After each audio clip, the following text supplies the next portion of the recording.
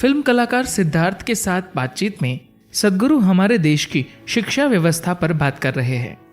सद्गुरु हमें बता रहे हैं कि अगर कोई शिक्षा प्रणाली युवाओं में हुनर नहीं पैदा करती और केवल डिग्री प्राप्त लोग तैयार करती है तो ऐसी शिक्षा प्रणाली से देश आगे नहीं बढ़ सकता।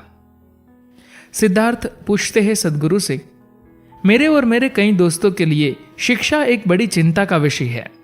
इस देश में शिक्षा को, खासकर प्राइमरी शिक्षा को एक ऐसे स्तर तक ले जाने के लिए क्या किया जा सकता है जहां वह हमारे जैसे देश का ज्यादा सम्मानपूर्ण तरीके से प्रतिनिधित्व कर सके।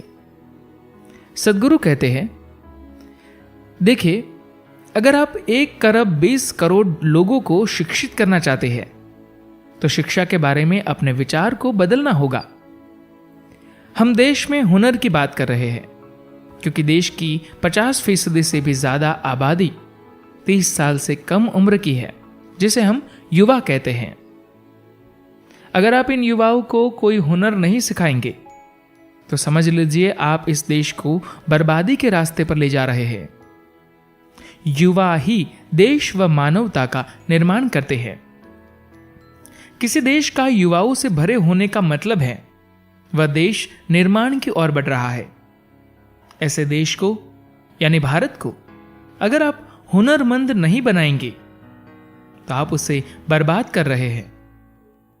तो जल्द ही अगले 5 से 10 सालों के बीच ही यह सब करना जरूरी है।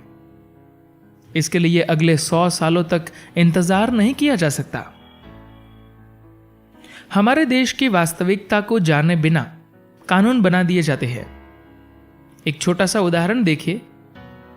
अभी हमने शिक्षा का अधिकार बिल पास किया है। बाल श्रम पर पाबंदी है, सो हर कोई स्कूल जाने लगा है। पूरे देश में ही व्यवस्था ऐसी है कि किंडर गार्डन में प्रवेश करके जब तक बच्चा 9वीं कक्षा तक पहुंचता है वह 14 से 15 साल का हो चुका होता है। आप देखेंगे कि ऐसे बच्चों में से करीब 60% बच्चों में इतनी क्षमता भी नहीं होती कि वे एक वाक्य ठीक ठाक लिख सके। अंग्रेजी की बात तो छोड़िए, स्थानीय भाषा में भी वे एक पूरा वाक्य ठीक से नहीं लिख पाते। 5 और 4 का जोड़ उनसे पूछिए, वे नहीं बता पाएंगे। उनकी उम्र 14 से 15 की हो चुकी है। हाँ, इतना जरूर है कि वे अपने पिता से अलग पैंट वगैरह पहनना सीख लेते हैं। न वे कभी खेत गए, न उन्होंने कभी बढ़ई की, लोहार का या जो भी उनके पिता का काम है उसे कभी सीखा। अब 14 साल की उम्र में न तो उनके पास कोई ढंग की शिक्षा है और न ही उनका शरीर इस काबिल है कि वे वापस खेतों में जाकर काम कर सके। लेकिन हाँ, उनके भीतर शिक्षितों के जैसा रवैया जरूर आ जाता है। देश में आप इस तरह के लाखों युवा तैयार कर रहे हैं जिनके पास कोई हुनर नहीं है लेकिन पढ़े लिखे लोगों जैसा रवैया है। ये लोग सरकारी नौकरियां और बाबूगिरी चाहते हैं, लेकिन उन्हें यह नहीं पता कि यह सब करे कैसे। इनमें से कईयों ने तो स्नातक तक की पढ़ाई कर ली। इन लोगों को रोजगार नहीं दिया जा सकता क्योंकि आप 1 अरब 20 करोड़ लोगों को शिक्षित तो कर रहे हैं, पर आपके पास उन्हें शिक्षित करने का जो बुनियादी ढांचा है वह अपर्याप्त है और वह उनमें किसी रोजगार के लिए जरूरी क्षमता या योग्यता नहीं पैदा करता।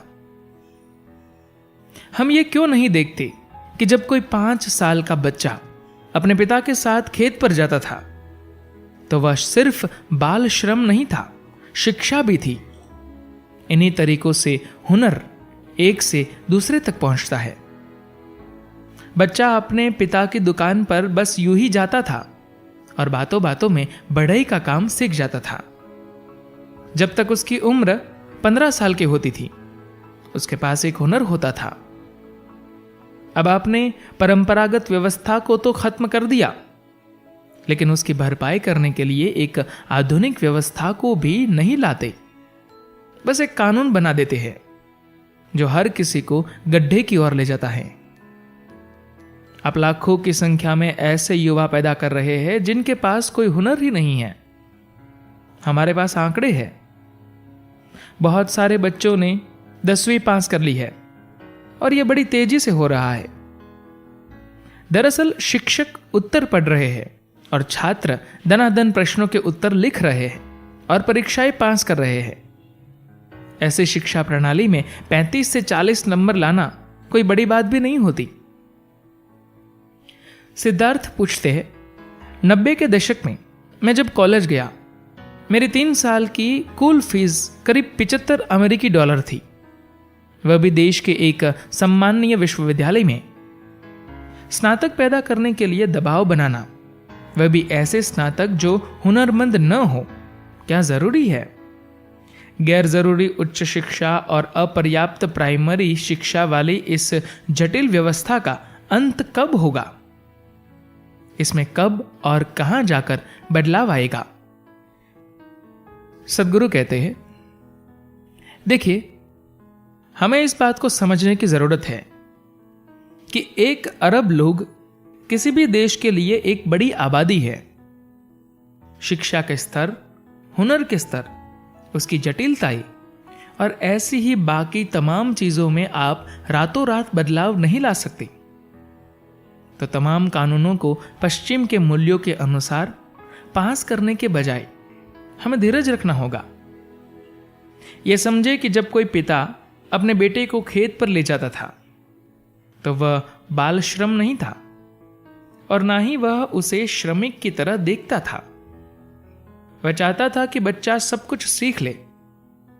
उसकी कोशिश होती थी कि जो काम मैं कर रहा हूं, मेरा बेटा उसमें महारत हासिल करे ताकि वह मुझसे ज्यादा अच्छी तरह से काम कर सके। यह एक तरह की शिक्षा थी। शिक्षा की इस प्रक्रिया में आपने काम भी किया और यह कोई गलत बात नहीं है। अब आप सोचते हैं कि आप सभी किसानों को कृषि विश्वविद्यालय में भेज देंगे। ऐसा आप कब तक करने की सोच रहे हैं? इसे करने के लिए आपके पास कितने विश्वविद्यालय हैं? अगर आपने उन्हें विश्वविद्यालयों में भेजने का मन भी बना लिया तो क्या वे उनके लिए काफी होंगे? क्या यह संभव है कि खेती छोड़कर 3 साल की डिग्री लेने के बाद वे बड़े जानकार किसान बनकर लौटे? जिस चीज की जरूरत है उसका हमारे पास कोई व्यावहारिक ज्ञान नहीं है। हमें हुनर की जरूरत है, शिक्षा की नहीं। किसी भी समाज में केवल 15 से 20% लोग ही ऐसे होते हैं जो पठन पाठन प्रक्रिया के लिए उपयुक्त है। बाकी लोगों को हुनर की आवश्यकता होती है। वे अपनी आजीविका कमाना चाहते हैं। देश में आर्थिक खुशहाली तभी आ सकती है जब यहां के लोग हुनरमंद होंगे।